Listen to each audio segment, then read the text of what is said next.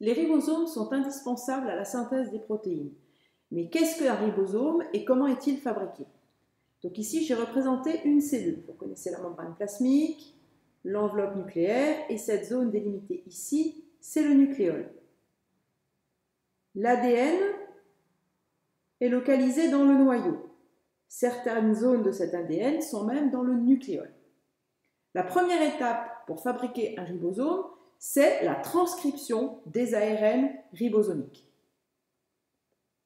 On a d'abord transcription d'un ARN ribosomique précurseur appelé 45S.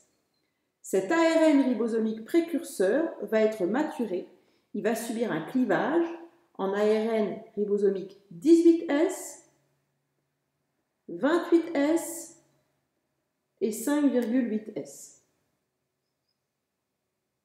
Un autre ARN ribosomique va être fabriqué, c'est l'ARN ribosomique 5S, mais celui-ci est fabriqué en dehors du nucléole.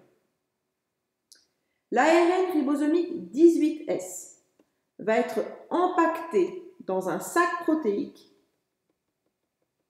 pour former la petite sous-unité ribosomique appelée 40S. Les ARN ribosomiques 28S, 5,8S et 5S vont eux aussi être emballés dans un sac protéique pour former la grosse sous-unité ribosomique 60S. Ces deux sous-unités ribosomiques vont quitter le noyau pour s'assembler dans le cytoplasme, mais elles ne s'assembleront que en présence d'un ARN messager. Donc vous noterez bien qu'un ribosome est constitué d'ARN ribosomiques et de protéines, que tous les ARN ribosomiques sont synthétisés dans le noyau, mais que tous ne sont pas synthétisés dans le nucléole.